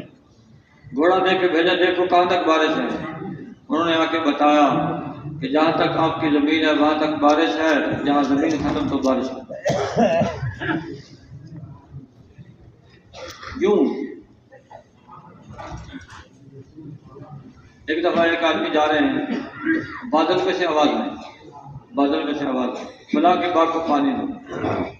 یہ بڑا حیران ہو، بادل میں سے آواز آئی، یہ بادل ایک پتھریلی زمین پہ برسا اور پانی جمع ہو کے ایک نالے میں ایک طرف چل پڑا، یہ پیچھے گیا، کیا دیکھتا ہے یہ پانی ایک باغ میں پہنچا، باغ میں ایک آدمی بیلچہ لے کے پانی پھیلا رہا ہے۔ اس نے اس سے نام پوچھا، اسے کہا میرا نام کس لیے دریافت کرتے ہو؟ کہ میں نے بادل پہ سنا ہے آپ کا نام۔ اسے نام بتایا، وہی نام جس نے سنا تھا، یہ نام تو میں نے بادل پہ سنا ہے۔ اب یہ تم بتاؤ اس باغ میں تم آخر کیا عمل کرتے ہو، اللہ تیرے باغ کو یوں سیراب کر رہا ہے۔ اس نے کہا باغ کی آمدنی کے 3 حصے کر لے، ایک حصہ اپنے لیے، ایک گھر والوں کے لیے، ایک فقراء کا۔ جب باغ کا پھل پکتا ہے تو ایک حصہ فقراء کو دے دیا، ایک حصہ باغ پہ لگا دیا، ایک حصہ اپنے لیے گھر والوں کے لیے رکھ لیا، تو اس کی تہائی دے دیا، تہائی۔ اس کی برکت ہے کہ اللہ یہ باغ پہ سیراب کر۔ بھائی جب اللہ کے لیے ہم کسی کو قربان کریں گے، اللہ اس سے بہتر عطا فرمائے۔ من ترک شیئا للہ عوضہ اللہ خیرا منہ، جو آدمی کسی کو اللہ کے لیے چھوڑ دیتا ہے، اللہ اس سے بہتر عطا فرماتا ہے، بہتر بدلہ دیتا ہے۔ تو نماز سے نقصان نہیں ہوتا. دکان آنکھ یہ دیکھ رہی ہے کہ دکان بند کرنی پڑے گی، بند کر کے وضو کرنا پڑے گا، پھر نماز ادا کرنی پڑے گی، پھر واپس آئیں گے، اس میں 15-20 منٹ آدھا گھنٹہ لگ جائے گا، تو اس سے میری دکان کا نقصان ہو جائے گا. نقصان نہیں ہوگا. نہ روزی کی برکت اللہ نے نماز میں رکھی. بارش کا مسئلہ اللہ نے نماز سے حل کر دیا. نماز، لیکن نماز کو بھائی سیکھنا ہے، زندگی کو سیکھنا ہے. اپنے کسب جو کمائی ہے وہ بھی حلال ہو. حلال کو اختیار کرنا ہے، حرام سے بچنا ہے. حلال کو اختیار کرنا، حرام سے بچنا ہے. حرام میں برکت نہیں ہے، حلال میں برکت ہے. تھوڑا ہوگا برکت والا ہوگا، حرام زیادہ ہوگا برکت نہیں ہوگی. برکت کا مفہوم مسلمان سمجھتا ہے، کافر نہیں سمجھتا. تھوڑے مال سے اللہ زیادہ کام بنا دے گا، تھوڑے کھانے میں اللہ برکت ڈال دے گا. حضرت ابو ہریرہ رضی اللہ تعالیٰ عنہ اللہ کے نبی کے ساتھ تشریف لے جا رہے ہیں. صحابہ ساتھ ہیں، کسی مہم پر جا رہے ہیں. اللہ کے نبی نے پوچھا ابو ہریرہ کچھ کھانے کے لیے ہے؟ حضور ہے. تھیلی لے آئے کھجور کی، آپ کے سامنے لا کے رکھ دی. حضور یہ ہے. آپ نے صحابہ کو بلایا، کہا آؤ کھاؤ. آتے گئے، کھا کے اٹھتے گئے. 10 آدمی اٹھتے گئے کھا کے، تو سارے لشکر کا پیٹ بھر گیا کھجوریں جوں کی توں. اللہ کے نبی نے کھجوروں پہ ہاتھ پھیرا، اور ابو ہریرہ ان کو تھیلی میں ڈالو، اور جب بھی ضرورت ہو تو تھیلی میں ہاتھ ڈال کے نکالنا، تھیلی کو الٹا نہ کرنا. لے گئے. آپ علیہ السلام کے زمانے میں کھجوریں کھاتے اور کھلاتے، ہاتھ ڈالتے، کھجوریں نکالتے، کھاتے، کھلاتے. آپ کا زمانہ ختم ہو گیا، تھیلی ختم نہیں ہوئی. پھر حضرت ابوبکر صدیق رضی اللہ کا زمانہ آیا، کھجوریں کھاتے کھلاتے رہے. حضرت ابوبکر رضی اللہ عنہ کا زمانہ ختم ہو گیا، تھیلی ختم نہیں ہوئی. پھر حضرت عمر رضی اللہ کا زمانہ آیا، کھجوریں کھاتے کھلاتے رہے، ان کا زمانہ ختم ہو گیا، تھیلی ختم نہیں ہوئی. پھر حضرت عثمان رضی اللہ عنہ کا زمانہ آیا، کھجوریں کھاتے کھلاتے رہے، ان کا زمانہ ختم ہو گیا، کھجوریں ختم نہیں ہوئی. جس دن حضرت عثمان رضی اللہ عنہ شہید ہوئے، اس دن ان کا مال بھی لٹ گیا، تھیلی بھی لٹ گئی. فرماتے تھے لوگوں کو ایک غم ہے حضرت عثمان رضی اللہ عنہ کی شہادت کا، اور مجھے 2 غم ہیں، حضرت عثمان رضی اللہ عنہ کی شہادت کا اور تھیلی کے لٹ جانے. علماء فرماتے ہیں یہ تھیلی ان کے پاس 27 سال چلی ہے، 27 سال. اور اس میں سے 1050 من کھجوریں کھائی. 1050 من. یہ ہے برکت. اللہ یوں برکت دیتا ہے جب ہم نبی کا اتباع کریں، احکامات کو پورا کریں گے. برکت کے دروازے کھول دے گا، برکتوں کے دروازے.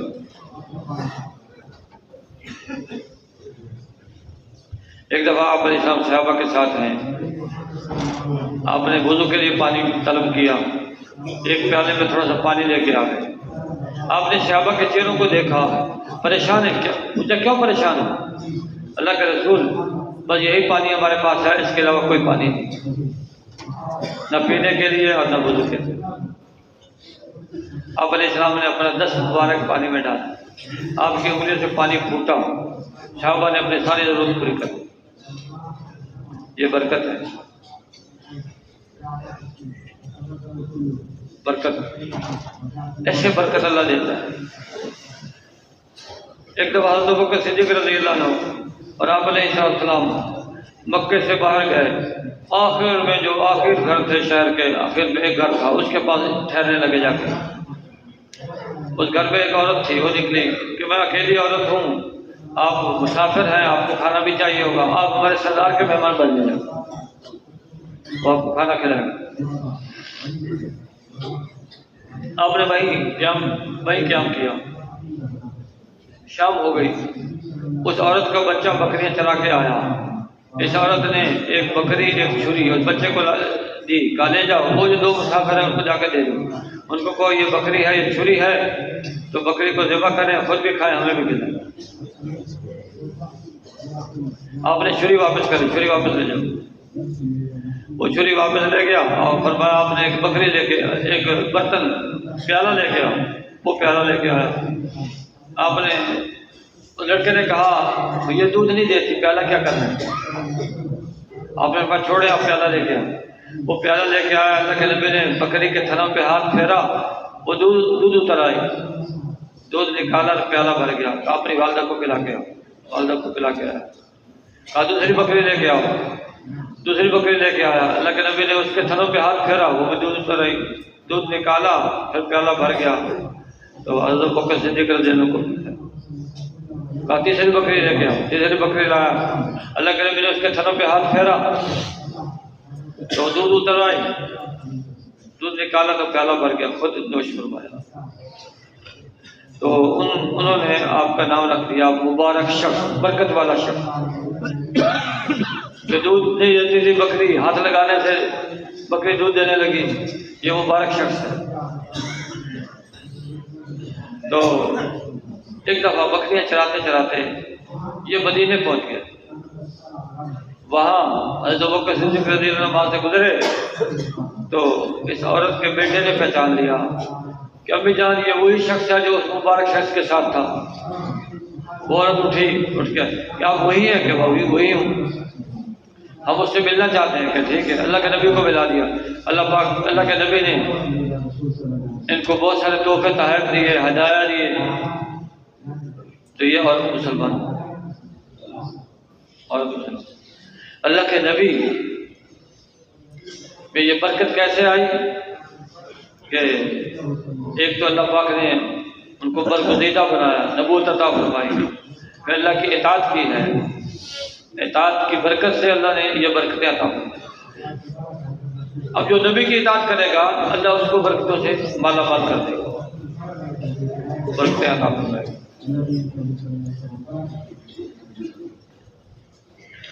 ایک جنگل میں صحابہ نے ارادہ کیا یہاں ہم نے چھاؤنی ڈالنی ہے، قیام کرنا ہے۔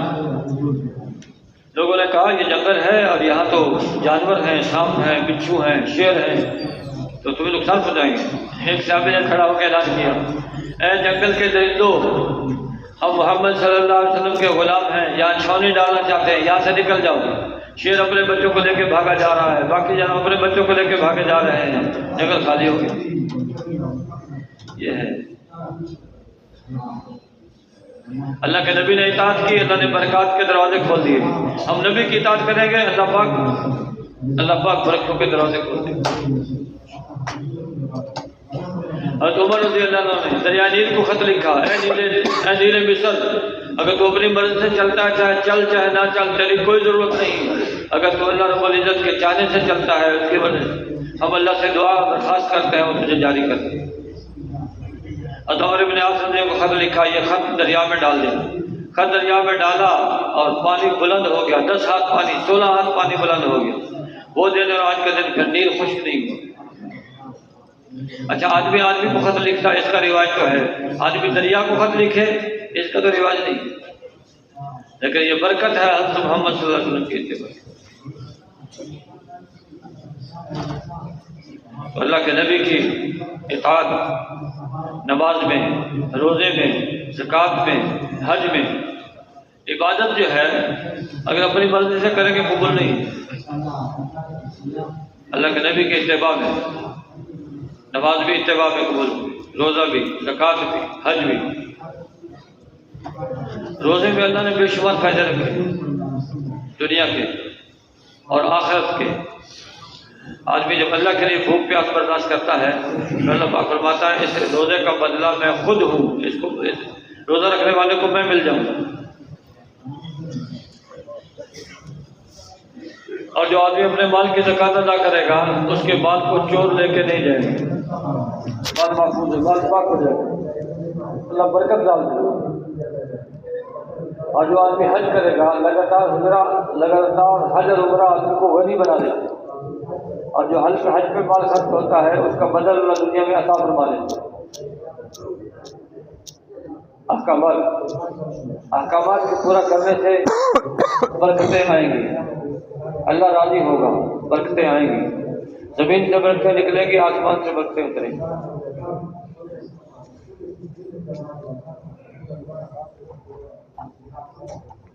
تو اطاعت کب کریں گے؟ جب حضور والی زندگی کو سیکھیں گے، اللہ کے احکامات معلوم کریں گے۔ اس معلوم کرنے کے لیے راستہ چلیں گے، اللہ پاک جنت کا راستہ آسان کر دیں گے۔ اور جو دین کا علم سیکھنے کے لیے چلتا ہے، اللہ کے فرشتے اس کے لیے پر بچھاتے ہیں۔ اور جب طالب علم دین سیکھنے کے لیے چلتا ہے تو 70,000 فرشتے اس کے اعزاز میں اس کے ساتھ چلتے ہیں۔ 70,000 فرشتے۔ تو وہ علم جس سے اللہ کی رحمت اترتی ہے اور جس علم کے ذریعے سے بندہ اطاعت کرتا ہے، اطاعت کو سیکھتا ہے، اس علم پہ یہ کر رہا ہے۔ اس علم جس اللہ نے ہمارا جسم بنایا ہے اور محبوب نبی عطا فرمایا ہے اور بہترین دین عطا فرمایا ہے، بھائی اس کا شکر ہمارے ذمہ واجب نہیں؟ اس کا شکر کیا ہے؟ اس کا ذکر کرنا ہی اس کا شکر ہے۔ سبحان اللہ، الحمدللہ، لا الہ الا اللہ، اللہ اکبر۔ یہ باقیات الصالحات ہیں، باقیات الصالحات، باقی رہنے والی نیکیاں۔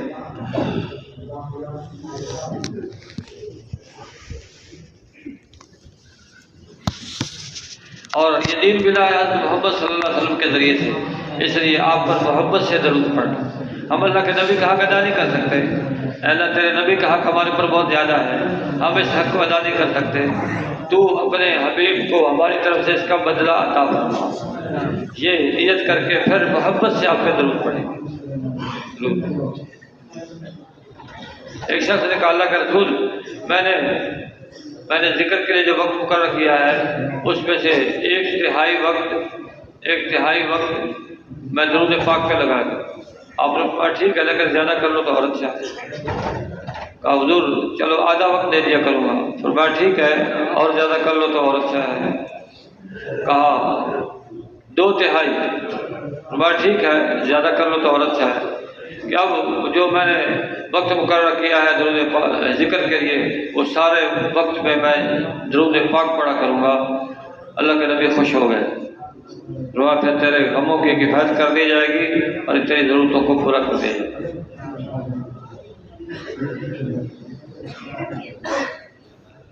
اس لیے کثرت سے درود پاک آپ علیہ السلام، آپ کی برکت سے سارا دین ملا ہے، آپ کی برکت سے اللہ نے ہمیں اسلام کی دولت سے نوازا ہے، آپ کی محنت سے دین دنیا میں پھیلا ہے۔ تو اللہ کے احکامات کو پورا کرنا، نبی کی اطاعت کرنا، اس پہ اوروں کو لے کے آنا، اوروں کو لے کے،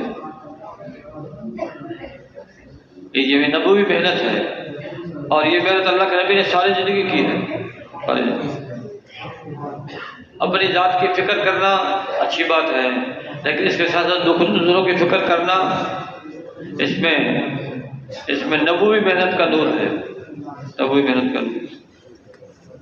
اس لیے خود محنت پہ آنا ہے، اوروں کو اس محنت پہ لے کے آنا ہے۔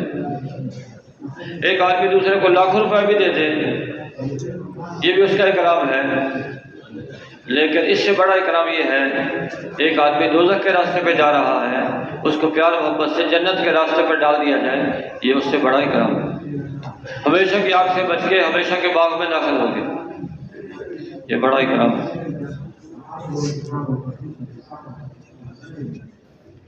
اور پھر نبی لوگوں کے پاس جاتے تھے اور جا کے اللہ کی طرف دعوت دیتے تھے، اور دعوت کیا تھی؟ ان اجری الا علی اللہ، لوگوں ہم تمہارے پاس بات کرنے آئے ہیں، اللہ کی طرف تمہیں بلانے آئے ہیں، تمہارے سے اجر بدلہ نہیں چاہتے، تمہارے سے کوئی معاوضہ نہیں چاہتے، تم ہماری مزدوری دو نہیں چاہتے، نہیں، معاوضہ تو ہمارا اللہ پر ہے، بدلہ اللہ سے لے گا، تم ہماری بات مانو، فائدے میں رہو گے، کامیاب ہو جاؤ گے۔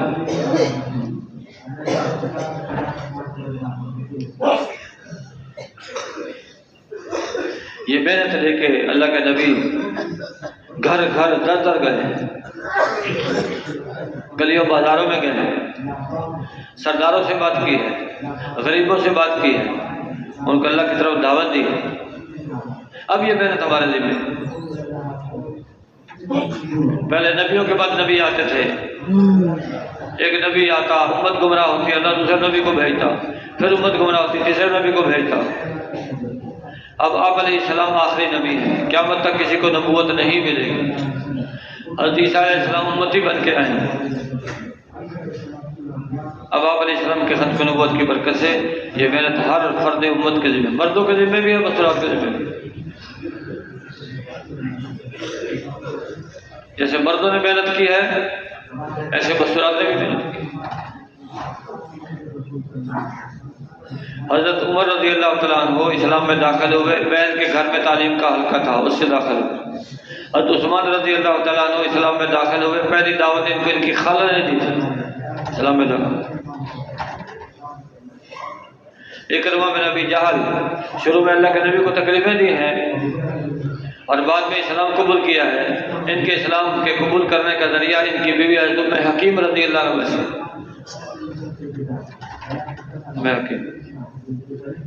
عدی ابن حاتم اس کے اسلام لانے کا ذریعہ اس کی پھوپھی بنی۔ ایک دفعہ اللہ کے نبی نے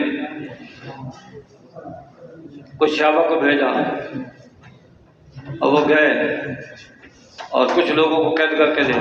اللہ کے نبی نے فرمایا قیدیوں کو میرے سامنے لاؤ۔ قیدی سامنے لائے گئے۔ قیدیوں میں ایک بوڑھی عورت بھی تھی، کہنے لگی اللہ کے رسول میرا مددگار نمائندہ بھاگ گیا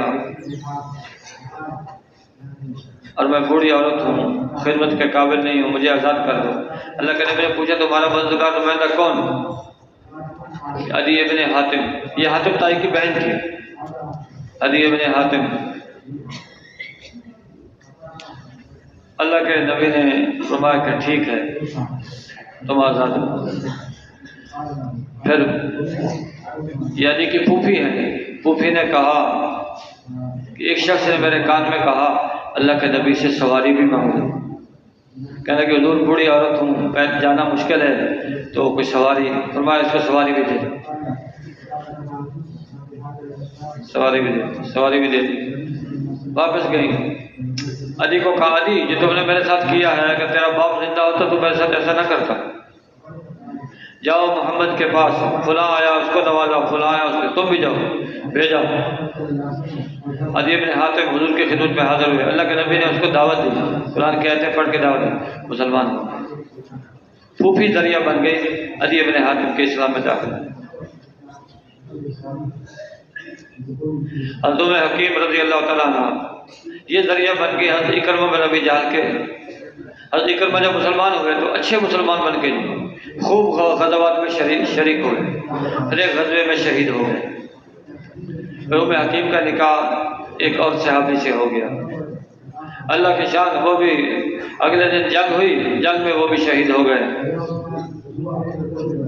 ام حکیم رضی اللہ جسے خیمے میں رات گزاری تھی اس کی چوب اکھاڑی اور میدان جنگ میں آ گئی۔ اکیلی عورت نے 7 دشمنوں کو قتل کیا، 7۔ حضرت ام حکیم رضی اللہ عنہ جیسے مردوں نے دین کا کام کیا ہے ایسے مستورات نے دین کا کام۔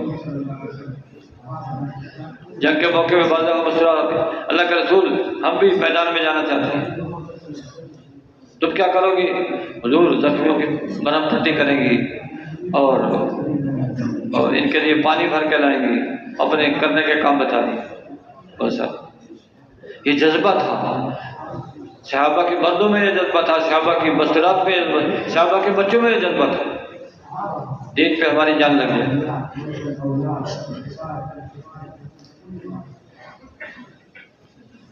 اللہ کے نبی نے صحابہ کو ایک غزوے میں جانے کے لیے ارشاد فرمایا، باپ کہتا میں جاؤں گا، بیٹا کہتا میں جاؤں گا، فیصلہ نہیں کر پایا، دونوں اللہ کے نبی کی خدمت میں حاضر ہو۔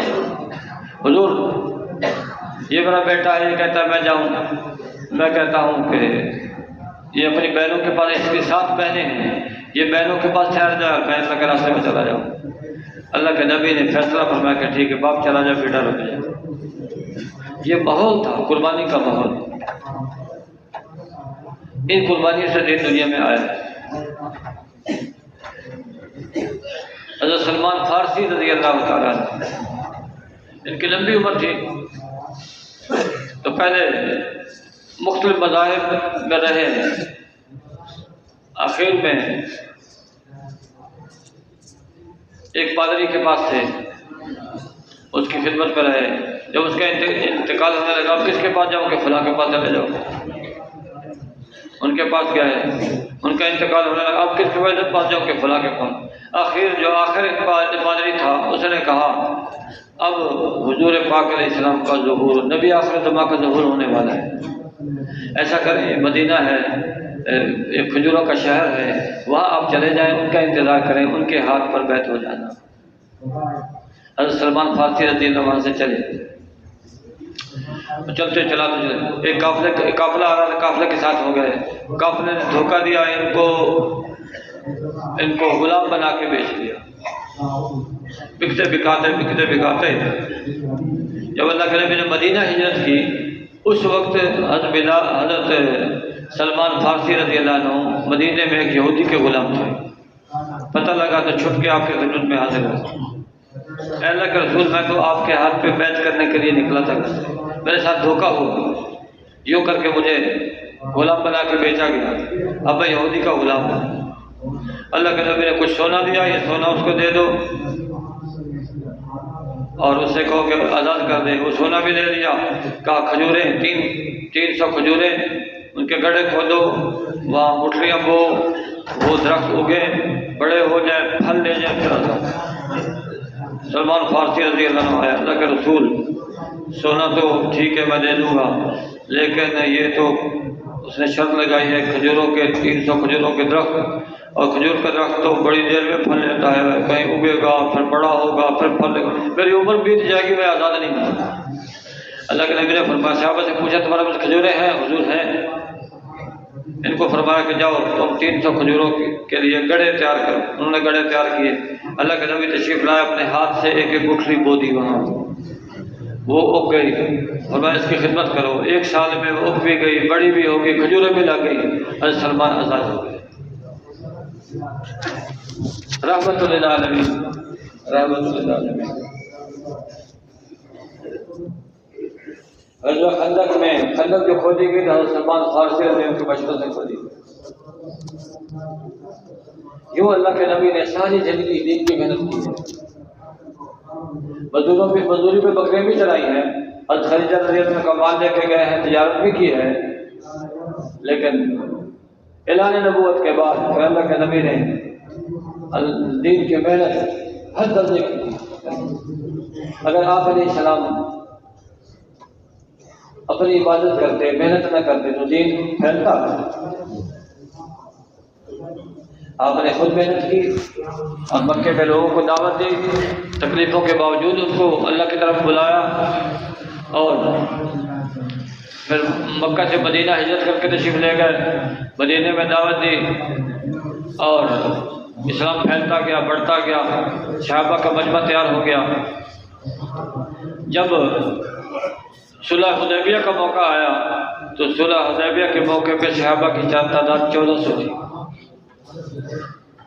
جب دعوت چلتی ہے اور اپنے زور سے چلتی ہے تو پھر ہوائی جہاز کی رفتار سے بھی تیز اللہ دین کو پھیلاتا۔ 1400 صلح حدیبیہ میں 1400، سن 6 ہجری میں صلح حدیبیہ ہوئی اور سن 8 ہجری میں مکہ فتح ہوا ہے، تو پھر صحابہ کی تعداد 10,000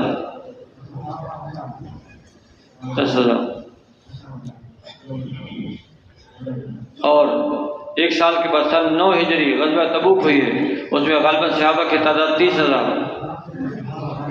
پھر 1 سال کے بعد حجۃ الوداع، اس میں صحابہ کی تعداد 1.25 لاکھ۔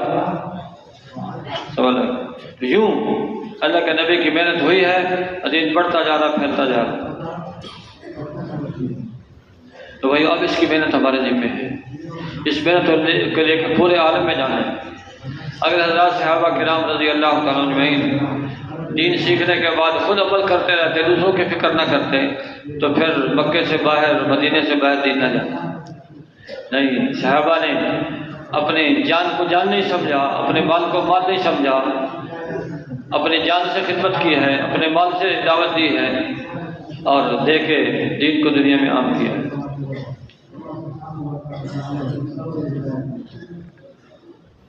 حضرت ابوبکر صدیق رضی اللہ تعالیٰ عنہ 40,000 درہم کے مالک ہیں، 40,000 درہم کے مالک، اور سارا مال دعوت پہ خرچ کیا، اللہ کے نبی پہ خرچ کر دیا، دین پھیلا ہے۔ تو ان کی محنت سے دین پھیلا ہے، اب بھی دین محنت سے پھیلے گا۔ خود اپنی نماز پہ مطمئن نہ ہو جائے، نہیں جیسے نماز ہمارے ذمہ ہے، نماز کی دعوت دینا بھی ذمہ ہے، جیسے علم سیکھنا ہمارا ذمہ ہے، علم کی دعوت دینا بھی ذمہ ہے، ذکر ذمہ ہے تو ذکر کی دعوت بھی ہے، اکرام ہے تو اکرام کی دعوت بھی ہے، اخلاص کی دعوت ہے، اللہ کے راستے میں نکلنے کی دعوت ہے۔ اس دعوت کو سیکھنے کے لیے ہم اللہ کے راستے میں نکلیں، اس میں لگنا ہے، لگانا ہے، اس میں آنا ہے، لانا ہے۔ تو جیسے اللہ کے نبی نے زندگی لگائی ہے، صحابہ نے زندگیاں لگائی ہیں، ایسے ہم نے بھی اپنی صلاحیت استعداد کو دین کی محنت پہ لگانا ہے تاکہ دین دنیا میں پھیل جائے، قیامت تک آنے والا انسان دوزخ سے بچ کے جنت میں جانے والا بن جائے۔ اور بھائی اگر کوئی کافر کفر کی وجہ سے دوزخ میں جاتا ہے، اس میں ہمارا کوئی فائدہ تو نہیں، اس لیے اول تو ہماری محنت ہے مسلمانوں پر کہ مسلمان جو ہے پورے دین پہ چلنے والے بن جائیں۔ انشاءاللہ جب مسلمانوں کی زندگی ٹھیک ہوگی تو کفار مسلمانوں کی زندگی کو دیکھ کے خود ہی اسلام میں داخل ہو جائیں کہ ایسے زبردست زندگی اور ایسے انصاف اور اخلاص والی زندگی تو قبول کرنی چاہیے۔ آج دین کے پھیلنے میں ہمارے اعمال اور ہماری تجارتیں رکاوٹ بنی ہوئی، ہمارے اعمال درست ہو جائیں، ہمارے اشغال درست ہو جائیں، مشاغل ہمارے ٹھیک ہو جائیں تو بھائیو ہمارے عمل سے اور ہماری زبان سے دین دنیا میں پھیلے گا۔ یہ محنت ہے، یہ کام ہے، اس میں ہم نے سستی کر دی ہے، اس میں کمی کر دی محنت میں، کمی کی وجہ سے کتنے لوگ بغیر کلمے کے دنیا سے چلے گئے۔ بہت سارے اچھی طبیعت کے لوگ ہوتے ہیں، حق سامنے آنے پر حق کو قبول کر لیتے ہیں، لیکن حق کو کوئی پیش کرنے والا تو اس حق کو لے کے پوری دنیا میں جانا ہے۔ اللہ کے راستے میں نکلیں گے تو مالی خرچ پر اللہ لاکھوں گنا اجر عطا فرمائے گا، بدنی عبادت پہ اللہ کروڑوں گنا اجر عطا فرمائے گا۔ تو تیار ہے اس کے لیے پھر انشاءاللہ؟ چلوں کے لیے تیار ہیں یا زندگیوں کے لیے تیار ہیں؟ جس سطح پر اللہ کے نبی دین کو چھوڑ کے گئے تھے، جب تک دین اس سطح پہ نہیں آ جائے گا ہم چین سے نہیں بیٹھیں گے۔ اس کے لیے کون کون تیار ہے؟ سبھی تیار ہیں، اللہ قبول فرمائے۔ تو بھائیو چلے اس لیے مانگے جاتے ہیں، امت کا رخ دنیا کی طرف ہو گیا، امت کا رخ دنیا کی طرف ہو گیا، اب یہ رخ دین کی طرف پھر جائے ایک دم تو پھر نہیں سکتا۔ علماء نے دیکھا کہ امت کو اگر یہ کہا جائے کہ اپنا رخ دنیا کی بجائے دین کی طرف کر لو تو مشکل ہے، کہا چلو تھوڑا تھوڑا کر کے تھوڑا وقت ان سے مانگو، پھر زیادہ پہ خود ہی آ جائے۔ اسے کہا چلو زیادہ نہیں دیتے، سرزہ دے دو، چلہ دے دو، 4 مہینے دے دو۔ اب الحمدللہ لوگ آگے بڑھ رہے ہیں، چلے سے آگے بڑھ رہے ہیں، 4 مہینے سے آگے بڑھ رہے ہیں، 7 مہینے پہ آ رہے ہیں، سال پہ آ رہے ہیں، آدھی زندگی پہ آ رہے ہیں، پوری زندگی پہ الحمدللہ یہ استعداد امت میں پیدا ہو رہی ہے۔ لیکن بنیاد کیا ہے؟ چلہ چلنا۔ اس لیے بھائیو جو ساتھی چلے کے لیے آئے ہیں اور 4 مہینے لگا کے جائیں گے، کھڑے ہو کے اپنے ارادے کا اظہار فرما لیں۔ چلے کے لیے آئے تھے 4 مہینے، چلے سے 4 مہینے، ماشاءاللہ ماشاءاللہ ماشاءاللہ، چلے سے 4 مہینے آئے تھے، تھوڑے وقت کے لیے لگا کے جائیں گے 4 مہینے، آئے تھے برکت کو دیکھنے کے لیے لگا کے جائیں گے 4 مہینے، آئے تھے جماعت کی نصرت کے لیے لگا کے جائیں گے 4 مہینے۔ واہ واہ واہ واہ، ماشاءاللہ ماشاءاللہ، اور ہمت کر لو، لوہا گرم ہے، گرم لوہے سے خطبہ بنا لو، جاتی بنا لو، جب ٹھنڈا ہو جائے گا کچھ بھی نہیں بنے گا۔ ماشاءاللہ، تشریف رکھیں۔ آپ حضرات کھڑے ہوئے، اللہ نے دیکھ لیا، فرشتوں نے لکھ لیا، معاملہ اللہ کے ساتھ ہے، بزرگ کے بیچ میں واسطہ بن گئے۔ اگلا تقاضا یہ ہے بھائیوں، اگلا تقاضا یہ ہے، نکلے تھے 4 مہینے کے لیے، اب ہر سال 4 مہینے لگا کے بیٹھے بیٹھے آپ سے اشارہ کر دیں، ہر سال 4 مہینے، ہر سال 4 مہینے، ماشاءاللہ ماشاءاللہ ماشاءاللہ۔ اگلا تقاضا ہے 4 مہینے لگ گئے، 2 سال میں ہر سال چلہ بھی لگ گیا، قواعد پورے ہو گئے، اب سال 7 مہینے بیرون یا سال اندرون کی جماعتیں تیار کر کے لائیں گے، بیٹھے بیٹھے آپ سے اشارہ کر دیں، سال 7 مہینے بیرون، سال اندرون۔ اللہ قبول فرمائے، اللہ برکت عطا۔